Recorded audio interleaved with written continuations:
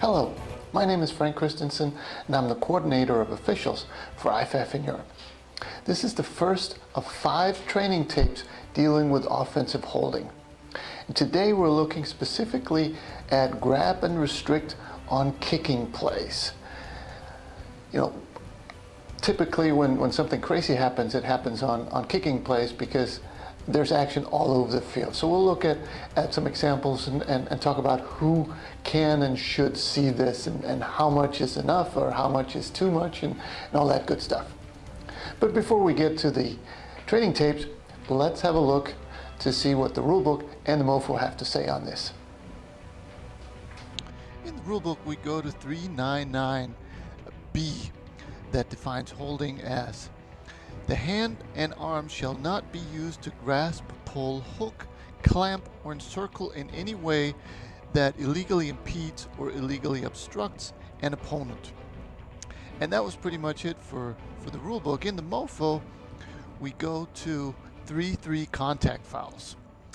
1A, only call it when all of the following conditions are met. 1. The foul is visibly apparent. That means if it wouldn't show up on video, don't call it. 2. The foul affects the play or is conspicuous. That means if it is away from the point of attack and isn't conspicuous, don't call it. 3. The action is demonstrably restrictive. That means if the player is not illegally slowed down or forced to take a longer route to his target, don't call it. And 4. The foul disadvantages the opponent. That means if it actually moves the player the way he wants to go, don't call it. B. Action that constitute offensive holding includes grab and restrict, which is also the focus of this training tape. Grabbing the opponent's body or uniform in a manner that restricts his ability to go in the direction he wishes to go. 2. Hook and restrict. Hooking a hand or arm around the opponent's body, beyond the frame of the body presented to the blocker, in a manner that restricts his ability to go in the direction he wishes to go. And 3. Takedown. Taking an opponent to the ground by grabbing or hooking when he doesn't want to go to the ground. Note that blocking the opponent to the ground by use of the hands or arms within the frame of the opponent's body or in the back in the free blocking zone is not illegal. C. A player is restricted if 1. He is unable to turn or change direction due to continued restrictive contact. 2. His upper body is turned by the blocker having his arms around him. 3. He is unable to gain separation or to disengage from the opponent by turning, twisting, stopping, etc. 4. His balance is changed or his natural foot movement is taken away. D. Don't call holding if any of the following conditions are met, unless the foul is really conspicuous. 1. The player held made the tackle behind the neutral zone or where there is no neutral zone. 2.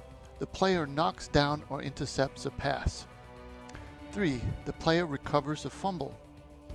4.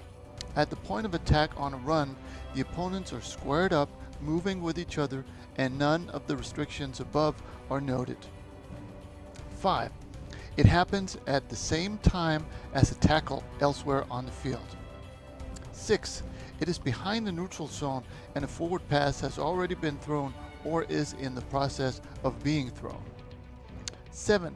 It is part of a double team block unless a takedown occurs or the defender breaks the double team and is pulled back. 8. It is the result of a defensive rip. That means the defensive player racing the offensive player's arm. 9. The player held makes no effort to get free of the block. That means he gives up. E. Holding an opponent's jersey is not the same as holding the opponent.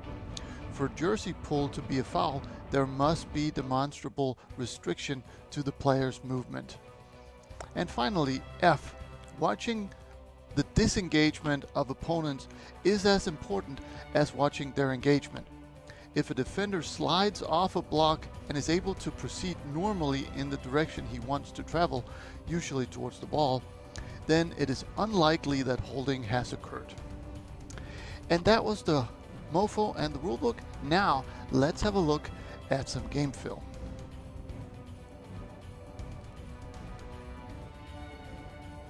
On this first play, we're looking at the players closest to the camera, so the closest deep wing keys here.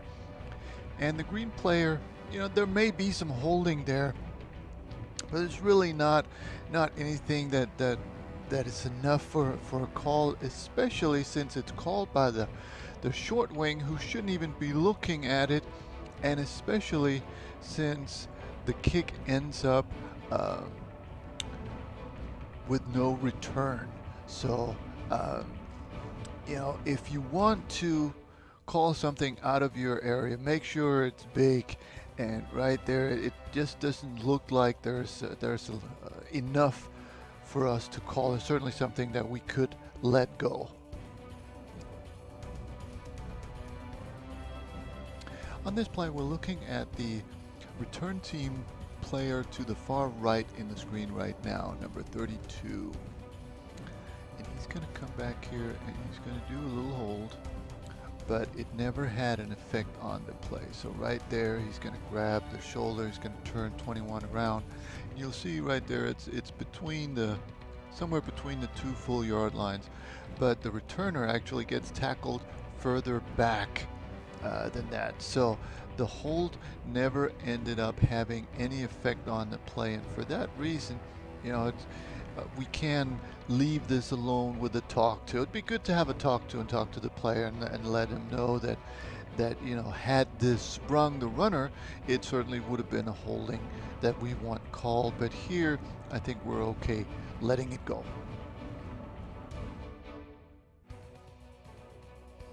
On this punt, we're looking at the right up back, number 48, I believe it is.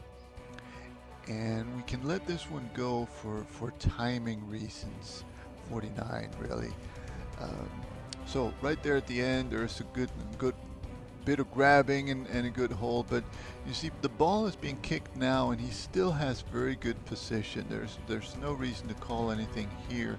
And after the ball goes, now we've got some holding, but right now it doesn't have any impact on the play. So for timing reasons, we can let this one go and just do a talk to. Now, if we had right here and the ball had not been kicked yet, now we're talking about a holding that we would want called. But here we can leave it with a talk to just for timing reasons.